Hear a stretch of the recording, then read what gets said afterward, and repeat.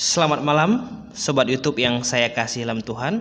Kebetulan video ini ya kita belajar saat ini kita belajar pada malam hari, dan saya sangat bersuka cita sekali. Sudah sekian hampir 2 minggu saya tidak membuat video pembelajaran tentang firman Tuhan, tetapi puji Tuhan malam hari ini Tuhan berikan kesempatan untuk saya bisa bersama-sama saudara-saudari sobat YouTube yang ada di sana untuk sama-sama belajar firman Tuhan malam hari ini. Dan bagaimana kabar Anda semuanya? Saya sangat berharap Anda semua yang menonton video ini dalam kondisi yang sangat sehat. Bukan hanya sehat jasmani, tapi saya juga berharap semua sehat secara rohani, karena sehat rohani jauh lebih penting daripada sehat jasmani. Walaupun kedua-duanya sama-sama penting, tapi sehat rohani ini jauh lebih penting daripada sehat jasmani. Nah, sobat YouTube yang saya kasihi di dalam Tuhan, pada kesempatan ini saya mau mengajak kita semua untuk belajar dari satu topik pembelajaran kita. Topik pembelajaran kita pada saat ini ialah tentang baptisan bayi. Mengapa saya memilih topik ini? Ya, karena topik ini adalah topik yang sangat menarik bagi saya dan juga banyak dari saudara-saudari, sobat YouTube semua yang mungkin menyaksikan, melihat ada orang-orang Kristen tertentu, akan ada beberapa gereja-gereja tertentu yang membaptis bayi. Pernahkah terpikirkan di dalam pikiran Anda semuanya, kok bayi dibaptis? Untuk apa bayi dibaptis? Nah, pada kesempatan ini, pada malam yang begitu indah ini, mari sama-sama kita belajar. Kita akan sama-sama selidiki firman Tuhan tentang topik yang satu ini. Nah, sebelum kita masuk ke dalam baptisan bayi, kita akan lihat dulu apa itu pengertian baptisan, ya. Karena orang Kristen pasti sudah sangat familiar dengan istilah baptisan, tetapi apa itu baptisan? Oke, baptisan di dalam Alkitab ini diambil dari satu kata bahasa Yunani, satu kata kerja, yaitu baptizo. Baptizo ini artinya saya menenggelamkan atau saya mencelupkan. Jadi kata baptisan ini artinya mencelupkan atau memasukkan atau membasuh sesuatu, ya. Tapi kalau kita bicara tentang kekristenan, baptisan seringkali dihubungkan dengan baptisan air, ya. Apalagi kalau kita bicara mengenai kita semua dibaptis ke dalam air.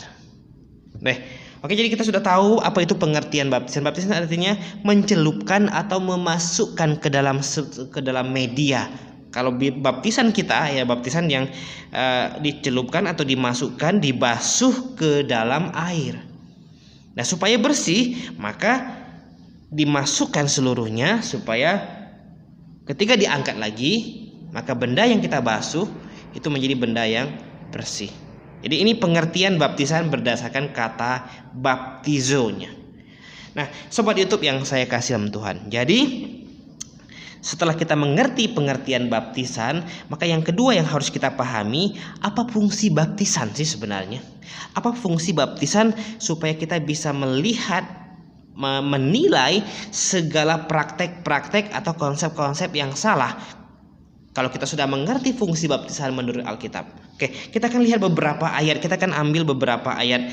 Yang pertama kita akan buka dari Injil Matius pasal yang ketiga ayat yang ke-11. Injil Matius pasal 3 ayat 11. Saya akan bacakan untuk kita semua. Silakan sobat YouTube semuanya menyimak dan sambil membawa Alkitabnya. Matius pasal 3 ayat 11. Aku membaptis kamu dengan air sebagai tanda pertobatan, tapi Ia yang datang kemudian daripadaku lebih berkuasa daripadaku, dan aku tidak layak melepaskan kasutnya. Ia akan membaptis kamu dengan Roh Kudus dan dengan api. Nah, ini perkataan Yohanes Pembaptis. Di dalam ayat yang ke-11 ini kita dapatkan bahwa Yohanes membaptis kamu, kalau kamu di sini sebenarnya kalian, Yohanes membaptis mereka, orang-orang yang ada hari itu yang di Sungai Yordan itu, membaptis kamu sebagai apa? fungsinya? Sebagai tanda pertobatan. Oh, jadi fungsi baptisan itu adalah sebagai tanda pertobatan. Artinya orang-orang yang sudah sungguh-sungguh bertobat ini harus memberi diri dibaptis. Kenapa? Karena bertobatan itu baptisan itu tanda kamu benar-benar sudah bertobat. Yang belum bertobat atau yang tidak sungguh-sungguh bertobat tidak boleh dibaptis. Karena baptisan tanda atau simbol orang yang sudah bertobat. Apa itu bertobat? Bertobat itu mengaku diri orang berdosa dan menyesali segala dosa kita dan mau percaya kepada Yesus Kristus yang sudah datang, yang sudah disalibkan untuk menebus seluruh dosa saya. Seluruh dosa saya, baik dosa yang pernah saya buat atau dosa yang sedang saya buat, kesalahan yang sedang saya buat atau kesalahan yang akan saya buat, semuanya sudah ditanggung dan digantikan oleh Tuhan Yesus di atas kayu salib. Nah, bertobat adalah saya percaya, saya mengaku diri orang berdosa dan karena dosa saya tidak mungkin masuk surga, tetapi saya menyesali dan saya mau percaya kepada Yesus Kristus yang sudah menanggung seluruh dosa saya. Nah, ini yang disebut dengan bertobat, ya, bertobat. Nah, orang yang sudah membuat pengakuan iman secara pribadi di hadapan Tuhan, maka dia punya kepastian diselamatkan. Roma pasal berapa? 10, ya kan? Ayat 9 dan 10, barang siapa mengaku dengan mulut, percaya dengan hati, maka kamu diselamatkan, katanya. Nah, sobat YouTube yang saya kasih dalam Tuhan, di dalam pasal 3 Matius 3:11 dikatakan bahwa baptisan itu tanda pertobatan. Jadi kalau kamu misalnya seandainya ada di antara Anda semua yang menonton video ini, Anda sudah dibaptis tapi Anda belum sungguh-sungguh diselamatkan, artinya Anda belum sungguh-sungguh membuat sebuah statement pernyataan iman kepada Tuhan Yesus, mengaku diri orang berdosa, menyesal atas dosa saya itu, kemudian percaya Yesus Kristus yang sudah menanggung seluruh dosa Anda di atas kayu salib. Kalau Anda belum membuat ini, lalu Anda dibaptis, berarti baptisan Anda itu sebenarnya bukan baptisan. Mengapa? Karena Anda dibaptis dengan kondisi belum diselamatkan. Lalu apa gunanya baptisan Anda itu? Artinya kalau demikian saya bisa simpulkan bahwa Anda kebetulan mandi dan yang memandikan Anda adalah pendeta. Ya agak spesial sih dimandikan sama pendeta, tapi itu belum disebut baptisan. Karena baptisan adalah tanda Anda sudah sungguh-sungguh diselamatkan. Nah, sobat YouTube yang saya kasih sama Tuhan, kita buka di dalam Kolose pasal 2 ayat yang ke-12. Kolose pasal 2 ayat yang ke-12. Kolose pasal 2 ayat yang ke-12. Saya akan bacakan kembali buat kita semua. Karena dengan Dia kamu dikuburkan dalam baptisan, dan di dalam Dia kamu turut dibangkitkan juga oleh kepercayaanmu kepada kerja kuasa Allah yang telah membangkitkan Dia dari antara orang mati. Nah, dari ayat yang ini, Kolose ini, Paulus ingin mengajarkan kepada jemaat yang ada di kota Kolose bahwa baptisan ini selain tanda pertobatan, baptisan ini adalah sebuah gambaran bahwa Anda mati, dikuburkan, dan bangkit bersama dengan Kristus. Nah, kita juga bisa lihat di dalam Roma pasal yang ke-6. Roma pasal yang ke-6 ya, masih paralel dengan apa yang tercatat di dalam Kolose pasal 2 ayat 12 ini. Roma pasal yang ke-6. Sebentar kita akan buka sama-sama Roma pasal yang ke-6 ya, ayat yang ke-4.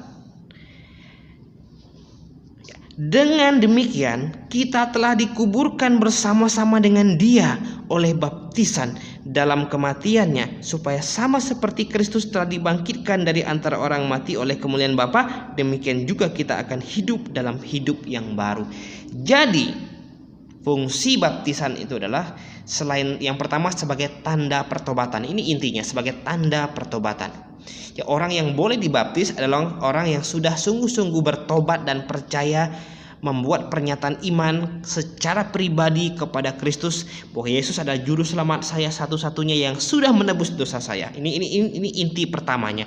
Dan yang kedua, baptisan ini juga menggambarkan kehidupan kita, mati, dikuburkan, dan bangkit bersama Kristus. Oleh sebab itulah baptisan yang benar adalah baptisan yang dicelupkan, yang ditenggelamkan, dimasukkan ke dalam air. Ini menggambarkan kita mati lalu dikuburkan, lalu ketika kita diangkat dari air, ini gambaran kita hidup bersama dengan Kristus suatu hari nanti di surga. Nah, saudara-saudari, sobat YouTube yang saya kasih dalam Tuhan, semoga sampai di sini Anda sudah bisa paham bahwa baptisan ini adalah tanda pertobatan. Jadi orang yang belum bertobat tidak boleh dibaptis. Kalaupun saat dia dibaptis itu kecolongan, artinya dia dibaptis, dimasukkan atau ditenggelamkan oleh oleh pendetanya, tetapi dia belum sungguh-sungguh bertobat dan percaya, maka baptisannya itu sebenarnya tidak sah. Dia harus membuat pernyataan iman dulu, mengaku Yesus sebagai Tuhan dan Juru Selamat secara pribadi dari dalam hati, bukan dari mulut saja. Nah, kemudian barulah dia boleh memberi diri dibaptis. Nah, baptisan juga gambaran hubungan kita dengan Kristus. Kita yang mati bersama dengan Kristus, dikuburkan karena pelanggaran-pelanggaran kita, kemudian kita bangkit lagi karena kita percaya kepada Dia. Bagaimana Yesus akan dibangkitkan, satu hari nanti kita juga akan dibangkitkan bersama-sama dengan Dia, seperti dalam Kolose pasal 2 ayat 12 dan Roma pasal 6 ayat yang keempat. Oke. Kemudian kita buka lagi di dalam Kisah Para Rasul. Kisah Para Rasul. Kita lihat firman Tuhan di dalam Kisah Para Rasul. Oke. Pasal 19. Kisah Para Rasul pasal yang ke-19 ayat yang pertama sampai dengan ayat yang kelima. Ya, perhatikan dengan seksama, saya akan membacakan, silakan Anda menyimak di Alkitabnya. Ini cerita ketika Paulus sampai di Efesus. Ketika Apolos masih di Korintus, Paulus sudah menjelajah daerah-daerah pedalaman dan tiba di Efesus. Di situ didapatinya beberapa murid. Katanya kepada mereka, "Sudahkah kamu menerima Roh Kudus ketika kamu menjadi percaya?" Akan tetapi mereka menjawab dia, "Belum, bahkan kami belum pernah mendengar bahwa ada Roh Kudus." Ayat ketiga, lalu kata Paulus kepada mereka, "Kalau begitu dengan baptisan manakah kamu telah dibaptis?" Jawab mereka, "Dengan baptisan Yohanes." Kata Paulus, "Baptisan Yohanes adalah pembaptisan orang yang telah bertobat, dan ia berkata kepada orang banyak bahwa mereka harus percaya kepada Dia yang datang kemudian daripadanya, yaitu Yesus. Ketika mereka mendengar hal itu, mereka memberi diri mereka dibaptis dalam nama Tuhan Yesus." Nah, sobat YouTube yang saya kasih dalam Tuhan, ini tadi Anda sudah lihat ayat 1 sampai ayat yang kelima pasal 19 Kisah Para Rasul. Di situ Paulus satu hari berkunjung ke sebuah kota di Efesus. Kemudian di situ dia bertemu dengan murid-murid. Murid-murid adalah mereka yang pernah dibaptis oleh Yohanes. Nah, ketika bertemu terjadi perbincangan antara Paulus dengan murid-murid di kota itu. Paulus bertanya, "Sudahkah kamu menerima Roh Kudus?" Jadi Roh Kudus ini diterima kita pada saat kapan? Pada saat saya dan sobat semuanya, saudara-saudari semuanya bertobat dan percaya. Jadi pada saat kita bertobat dan percaya dengan segenap hati, dengan sepenuh hati, dari dalam hati, sungguh-sungguh, maka pada saat itu juga Tuhan memberikan Roh Kudus ke dalam hati kita. Jadi Roh Kudus tidak didapat lewat tumpangan tangan. Ya, itu salah ya. Nah, dari mana kita tahu? Kita buka Efesus ya. Efesus pasal 1 ayat 13. Di dalam Efesus pasal 1 ayat yang ke-13 ya. Efesus pasal 1 ayat 13 dikatakan demikian. Di dalam Dia kamu juga. Dia ini siapa? Di ayat yang ke-12 dikatakan itu Kristus ya. Jadi di dalam Dia, Kristus, kamu juga, karena kamu telah mendengar firman kebenaran, yaitu Injil keselamatanmu. Di dalam Dia, Kristus juga, kamu juga ketika kamu percaya dimateraikan dengan Roh Kudus yang dijanjikannya itu. Nah, kapan Roh Kudus dimateraikan oleh Tuhan dalam diri kita? Ya pada saat kita percaya mengaku Yesus sebagai Tuhan dan Juru Selamat kita yang sudah menebus seluruh dosa kita. Nah, pada saat itulah pada saat kita percaya itulah Roh Kudus dimateraikan di dalam hati kita. Jadi tidak melalui tumpangan tangan, lewat KKR, lewat ibadah apalah, kesembuhan lah, atau enggak, itu semua enggak, itu tidak sesuai dengan Alkitab. Yang benar adalah pada saat Anda bertobat dan percaya sungguh-sungguh dari mulut dan dari dalam hati, pengakuan lewat mulut dan keluar dari dalam hati, Anda sudah percaya, dan pada saat itu juga Roh Kudus dimateraikan oleh Tuhan di dalam hatimu. Nah, materai itu artinya kamu sah menjadi milik Allah, milik Kristus, karena kamu mau percaya kepada Dia. Oke, jadi kembali ke dalam Kisah Rasul pasal 19 tadi, ketika Paulus bertemu dengan murid-murid di situ, Paulus bertanya, "Sudahkah kamu menerima Roh Kudus?" Murid-muridnya belum. Mendengarnya pun kami belum pernah. Loh, kok bisa dibaptis? Nah, kelihatannya mereka saat itu ikut-ikutan teman. Karena di Sungai Yordan Yohanes membaptis ribuan orang. Jadi pasti ada beberapa yang datang ikut-ikutan dan kecolongan dan sebagainya, ya. Tetapi Paulus datang dan memastikan bahwa mereka belum menerima Roh Kudus, bahkan mereka tidak tahu Roh Kudus. Nah, disitulah akhirnya Paulus menjelaskan kembali kepada mereka bahwa mereka harus sungguh-sungguh percaya kepada Dia, kepada Kristus maksudnya. Dan kalau mereka sudah percaya kepada Kristus, maka mereka akan menerima Roh Kudus yang dijanjikannya itu. Ayat yang kelima, perhatikan. Ketika mendengar hal itu, mendengar penjelasan Paulus maksudnya, mereka memberi diri mereka dibaptis dalam nama Tuhan Yesus. Jadi 2 kali dibaptis, ya. Baptisan pertama tadi yang tidak sah karena mereka dibaptis belum bertobat. Belum punya Roh Kudus dalam hati, berarti sama dengan belum bertobat. Karena Roh Kudus ada di dalam hati manusia, hati kita pada saat kita bertobat. Jadi sebelum orang bertobat dan percaya, maka tidak ada Roh Kudus dalam hatinya, dan tidak boleh dibaptis sebenarnya, dan dia tidak boleh memberi diri dibaptis. Nah, oleh sebab itu ketika Paulus menjelaskan kembali dan mereka mengerti dengan baik, dan sekarang mereka sudah paham dan mengenal siapa itu Roh Kudus, lalu mereka memberi diri dibaptis kembali. Nah, tadi saya ulangi bahwa di awal saya bilang, kalau Anda dibaptis dulu oleh pendeta Anda ketika Anda belum sungguh-sungguh bertobat, maka saya bilang baptisan Anda itu sama dengan baptisan saudara-saudara di kota Efesus tadi. Tidak sah, karena baptisan adalah tanda pertobatan, dan Anda dibaptis belum bertobat. Itu bukan baptisan, itu mandi yang cukup spesial karena dimandikan oleh pendetamu. Nah, ketika kamu bertobat dengan sungguh-sungguh, mengerti kebenaran, mengerti bagaimana Tuhan Yesus menyelamatkan kamu, dan kamu hari ini menjadi orang percaya, kamu harus memberi diri dibaptis seperti murid-murid di Efesus. Oke, ya. Kita buka kembali dalam Kisah Para Rasul sekarang ayat yang pasal 8. Kisah Rasul pasal 8 ayat 36 sampai 38. Ini sebuah cerita yang cukup menarik juga, ya. Ayat 36 sampai dengan 38. Ini percakapan antara Filipus dan sida-sida dari Ethiopia. Saya akan bacakan. Mereka melanjutkan perjalanan mereka dan tiba di satu tempat yang ada air. Lalu kata sida-sida itu, "Lihat, di situ ada air. Apakah halangannya jika aku dibaptis?" Ya. Ayat 37. Sahut Filipus, "Jika Tuhan percaya dengan segenap hati, boleh." Ya. Jika Tuhan percaya dengan segenap hati, boleh. Jawabnya, "Aku percaya bahwa Yesus Kristus adalah anak Allah." Ayat 38.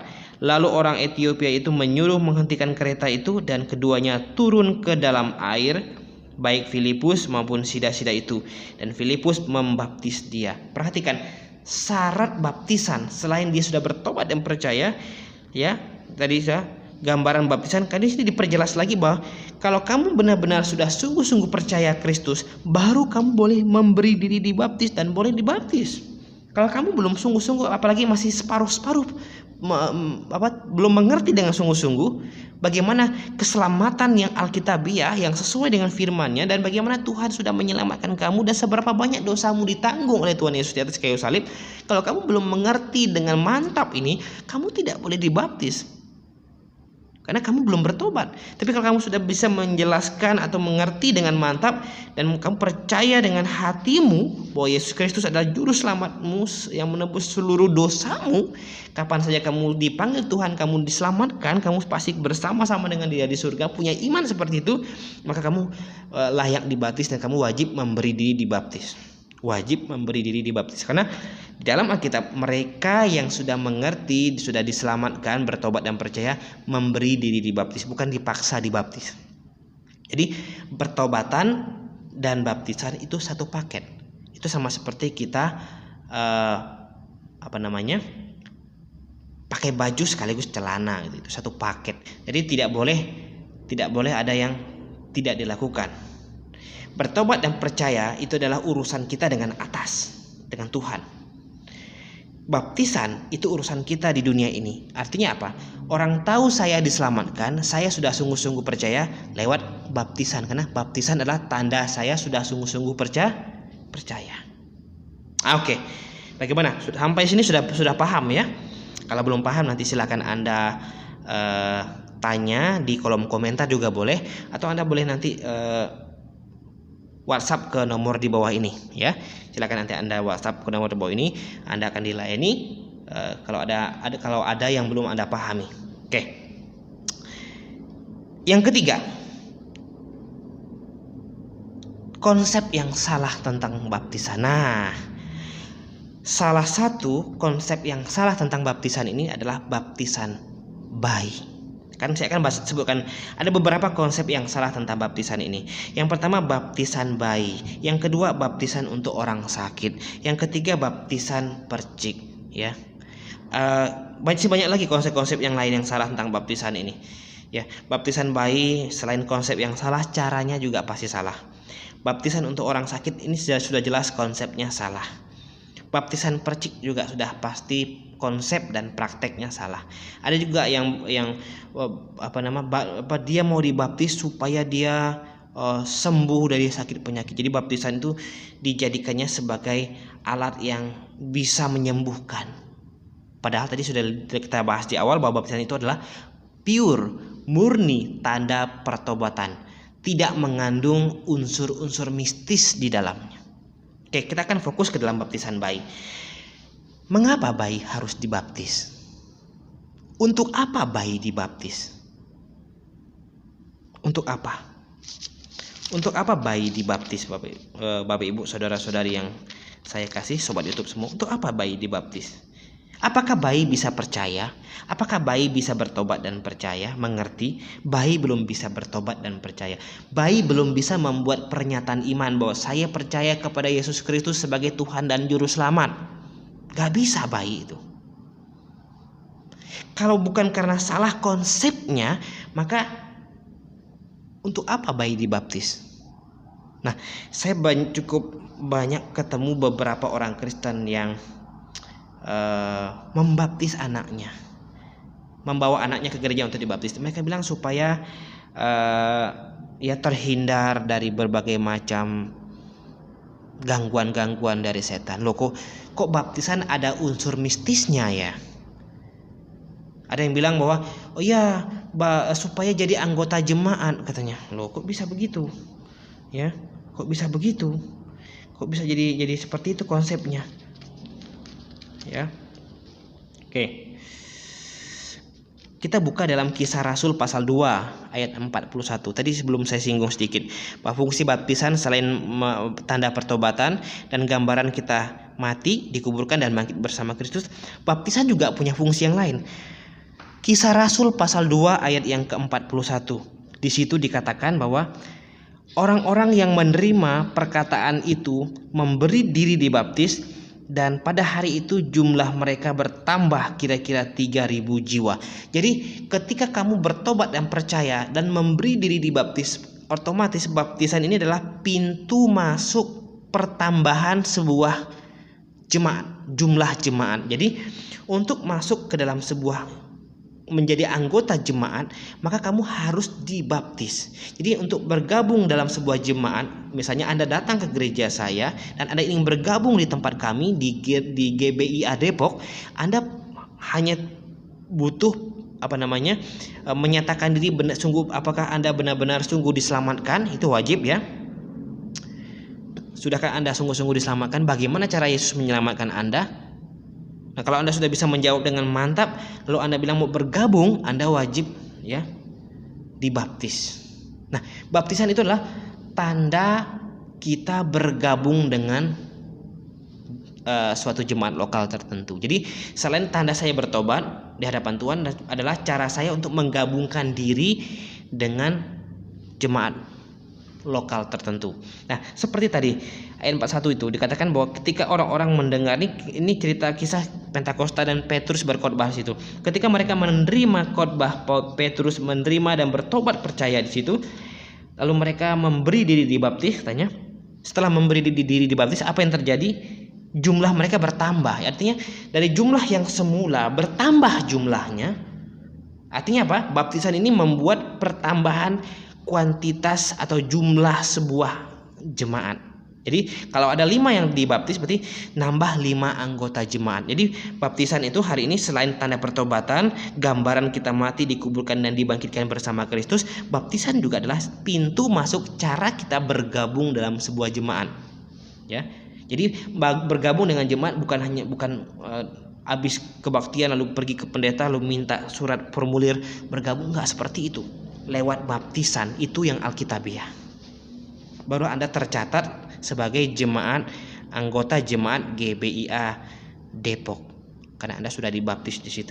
Nah, bayi untuk apa dibaptis? Biasanya mereka yang membaptis bayi adalah mereka yang belum mengerti bahwa konsep keselamatan yang alkitabiah. Jadi mereka berpikir bahwa kalau bayi dibaptis sedini mungkin supaya kalau dia meninggal sudah pasti masuk surga. Jadi lewat baptisan itu adalah pintu masuk surga. Berarti kita sudah melanggar Efesus pasal 2 ayat 8 sampai 9 bahwa kalau diselamatkan itu bukan hasil usaha. Nah, baptisan itu hasil usaha. Tidak ada baptisan yang menyelamatkan. Jadi konsep baptisan menyelamatkan ini salah. Ya, baptisan itu tanda pertobatan. Jadi kamu benar-benar harus bertobat dulu. Nah, itu kamu sudah diselamatkan. Nah, barulah kamu dibaptis sebagai tanda kamu sudah sungguh-sungguh diselamatkan. Nah, bayi belum bisa bertobat dan percaya. Lalu bagaimana kalau bayi tidak dibaptis lalu meninggal? Bayi yang belum artinya anak-anak yang belum akil balik atau bayi yang meninggal saat bayi, ya dia akan langsung ke surga. Kenapa? Karena dosa dia sudah diselesaikan oleh posisi bayi itu. Kita semua punya posisi orang berdosa ketika kita lahir. Tapi posisi orang berdosa itu sudah Tuhan Yesus selesaikan di atas kayu salib. Oleh sebab itu bayi siapapun kan tidak ada orang yang boleh pilih dan bisa pilih mau lahir dari siapa. Bayi siapapun itu kalau dia meninggal saat bayi sebelum akil balik, maka dia akan langsung ke surga. Tapi kalau dia besar, bertumbuh, mengalami proses akil balik, lalu mengerti mana yang baik, mana yang buruk, mana yang jahat, mana yang baik, dan kalau dia mau diselamatkan, dia harus membuat pernyataan itu yang disebut dengan bertobat. Dia harus bertobat, barulah bisa diselamatkan. Tetapi kalau dia dalam kondisi masih bayi atau anak-anak yang belum mengerti apa-apa, ketika dia dipanggil Tuhan, meninggal, dia sudah bersama-sama dengan Tuhan di surga. Nanti mungkin kita punya kesempatan untuk bahas lebih dalam tentang itu. Tetapi sekali lagi saya katakan bahwa konsep baptisan bayi adalah konsep yang tidak alkitabiah, tidak tercatat di dalam Alkitab. Tidak ada orang pernah membaptis bayi di sini. Jadi baptisan itu adalah baptisan orang yang sudah percaya. Perhatikan dalam Kisah Rasul pasal 8 ayat 36 dan sampai 38 tadi. Ketika Sida-Sida minta dibaptis, Filipus tanya, apakah Tuhan sudah percaya dengan segenap hati? Dengan segenap hati ya. Bayi tidak bisa percaya dengan segenap hati. Bayi belum ngomong saja belum bisa, apalagi mau percaya. Jadi bayi tidak boleh dibaptis. Baptisan bayi ini melanggar aturan Tuhan, melanggar firman-Nya. Tuhan pasti tidak suka. Apalagi hari ini karena baptisan harus diselamkan, bayi tidak mungkin diselamkan. Kalau bayi diselamkan dia bisa meninggal. Ujung-ujungnya apa? Bayi dipercik. Ya, padahal percik itu bukan baptisan, karena baptisan itu harus ditenggelamkan sesuai dengan namanya. Kalau dipercik bukan baptiso namanya, tapi dipercik itu namanya rantiso. Rantis itu bahasa Yunaninya yang artinya percik. Kalau baptizo diselamkan, saya menyelamkan, saya menenggelamkan, saya membasuh, saya mencelupkan. Kalau rantiso, saya memercik. Percik dan baptisan itu dua hal yang berbeda. Kalau percik menggambarkan apa? Kalau baptisan menggambarkan mati, dikuburkan, dan bangkit bersama Kristus. Kalau percik menggambarkan apa? Percik berarti gambaran main-main air gitu ya. Oke sobat YouTube yang saya kasih Tuhan. Jadi baptisan bayi sudah pasti tidak alkitabiah. Dan mereka yang membaptis bayi adalah mereka yang belum sungguh-sungguh diselamatkan. Karena dia tidak mengerti hakikat dari baptisan itu untuk apa. Ya, karena baptisan adalah baptisan untuk orang percaya. Bayi belum bisa percaya. Baptisan untuk orang yang sudah sungguh-sungguh bertobat. Bayi tidak bisa bertobat. Jadi tidak perlu bayi dibaptis.